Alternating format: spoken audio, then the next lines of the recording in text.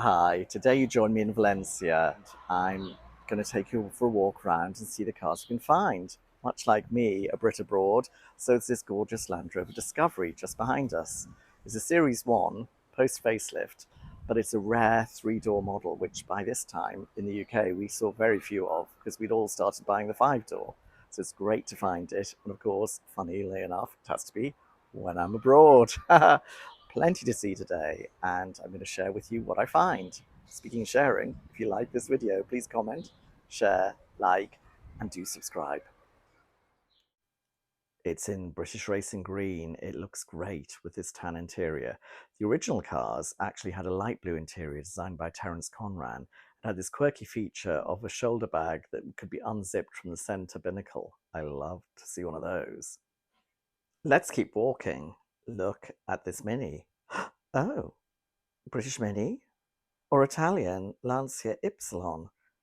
They're great. They're sort of luxurious and smart. Whilst you see loads of them in Italy and indeed Spain, you don't see any in the UK. They're just not sold in the UK. Oh, not sure about the grille on the front, but is it Mini or is it Lancia? Decisions. Or is it gold? Peugeot 206 in mid-90s gold. These replaced the much-loved 205, and I think this looks really good. I don't know if they sold more. I feel like we saw more, but they are lovely little things. And they also spawned the beautiful Citroen C2. Little fun three-door. Look at that stepped rear side window. It's really fun. And, ooh, yummy green velour interior. It looks delicious. I don't know if you can see it fully, but, ooh, 4 headrests equal luxury. And now for a pair of BMW Minis. First up, a Mini 50 Mayfair Coupe S. That's a lot of names. Look at those stripes. It looks good. Or is it a BMW 3 Series Compact? Second generation from around the year 2000. They're sort of very quirky. They're a cut down big 3 Series 4-door with a little bobtail end. They've since been replaced by the 1 Series. But I think this looks really good in this sort of coppery bronze. And it looks really nice right next to, as a sort of pair, next to this otherwise slightly dubious brown Mini. But as a palette, I'm loving the two together. Really nice. Really nice. Nowadays, it's hard to believe that South Korea could make an ugly car. Then you come across the SsangYong Rodius. It actually was designed by Brit designer Ken Greenlee, but goodness, it's scary. That's funny split level at the back. Oh, yes, no, ooh, eek, no, help. It's scaring children. Let's move on, move on, move on. Oh, that's better. An Alfa Romeo 159. They are beautiful. Very heavy, supposedly, but they look beautiful. I don't care. The perfection. Design, perfection. Yummy, yummy, yummy. I like it. Oh, hello, Citroen C4. And how about an Opel Corsa? This is quite an early sort of mid-90s one with, look, 3-spoke. Well, I was about to say alloys, but of course they're plastic wheel covers, but 3 spokes. I love them. And look, color-coded bumpers. That would have been an expensive option back in the day. And you can see those details on the wing mirrors. Speaking 90s, how about this Daihatsu Terios? It is small, cute, and they were really big in the UK for like a hot minute. It's fun. I haven't seen one in a very long time.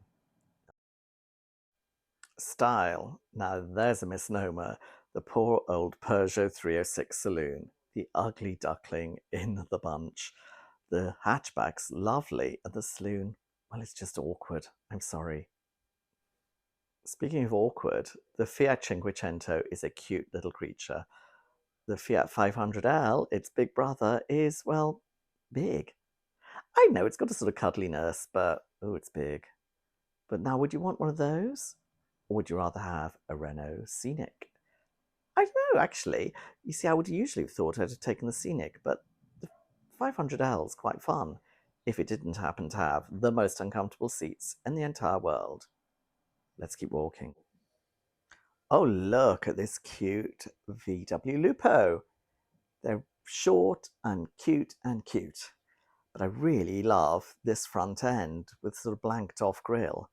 Just looks amazing. And the sort of clear indicator lenses. Don't know, there's something addictive. Oh, hello, Banana Mobile. It's a Mercedes CLS in a sophisticated bronze. Cream leather interior. Ooh, wood dash. Looks very luxurious. Now, I always thought those headlight designs were a tiny bit less fabulous, but overall, I think it works. I'm pleased to see it. Now, what's that opposite? Ah, it's a VW Touareg. It's a thinking person's Porsche Cayenne. They're based on the same platform, but I think this looks much nicer. There's something almost Range Rover-esque in its simple design.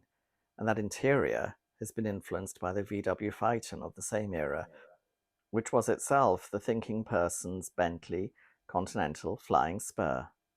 I think these look lovely. Oh, look at those red roof bars, the red stripes, the red wing mirrors. Red, Battleship Grey and red. It's a Citroen C3 Aircross. It really does look fun. Look, red around the headlamps as well, or fog lamps, or everything lamps.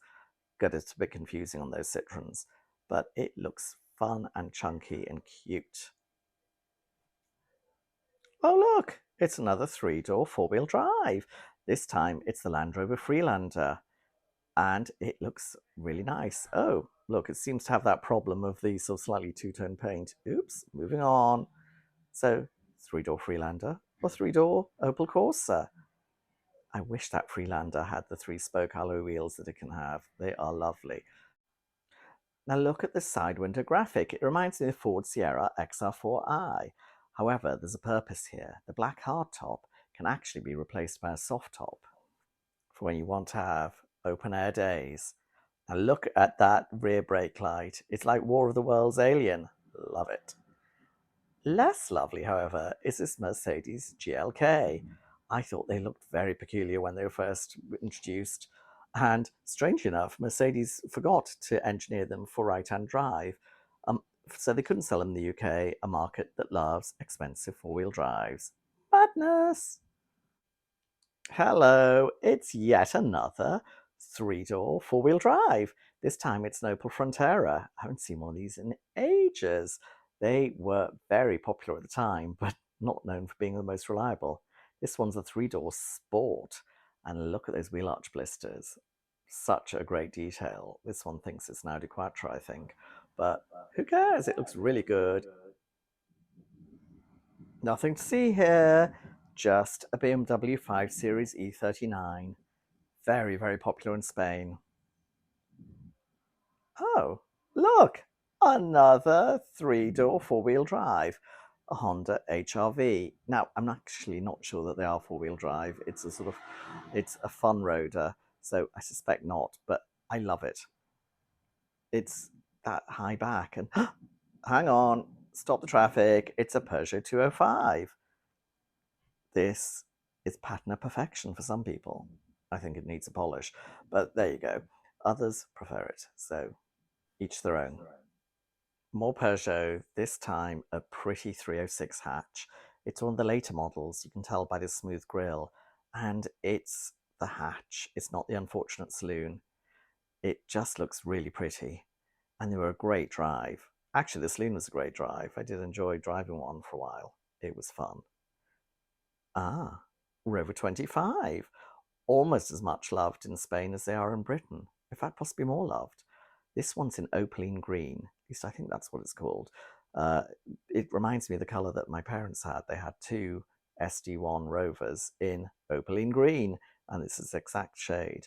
This one's enjoying a happy retirement in Spain, like so many of us Brits. It looks great. It was a joy to see, actually. Now it's time to go play in traffic. Don't try this at home, kids. That's dangerous. So it's not about that Mercedes EQC. It's all about the Peugeot 406 estate in that beautiful green next to the Peugeot 206. They're starting to meld into one, these Peugeots. But that 406 looks good. Not as pretty as the Peugeot 405 that preceded it, but not too bad. Oh, Kia Picanto or Toyota Corolla. Kia Picantos are everywhere. Oh, Twingo in orangey bronze with Go Faster stripes. Go Twingo, go!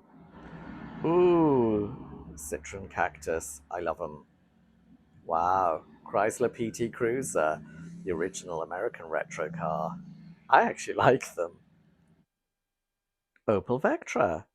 Or, ooh, Seat Leon. I always love these Leons. They just have that little pert rear that looks so much fun.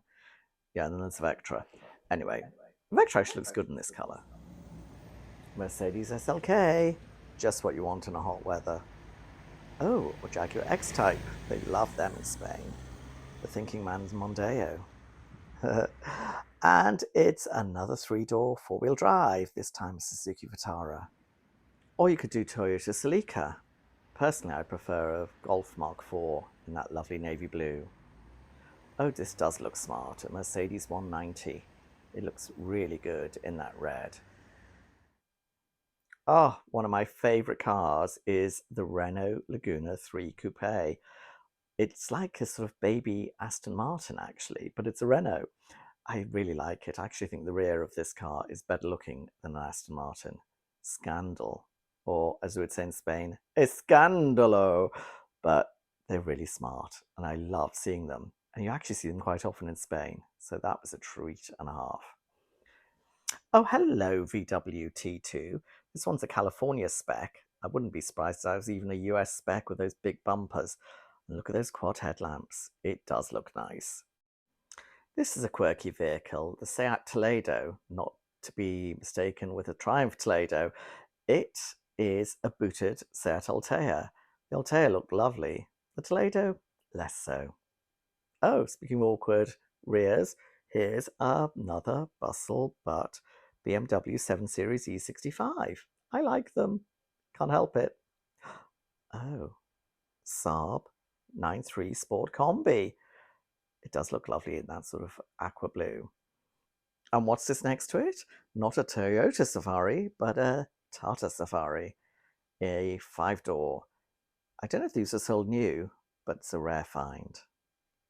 Look, another 500L. They do like them. Oh, and an Alpha 147. This is rare, an MG 1300. It's an Authi Spanish-built one. Wow. And lastly is this pure white Audi Coupe. I haven't seen one in eons. This one is a 2.2 and it was looking really smart. Yum. I'm going to end my video with in front of this fantastic Opel Frontera Sport. It appears like we've been seeing lots of three-door four-wheel drives today. And look at that 90s colour. It is gorgeous. I mean, they weren't terribly reliable in their day, but it still looks great and all the better for being seen again now. If you like this video, please comment, like, share, and do subscribe. And thanks so much for joining me. Until next time.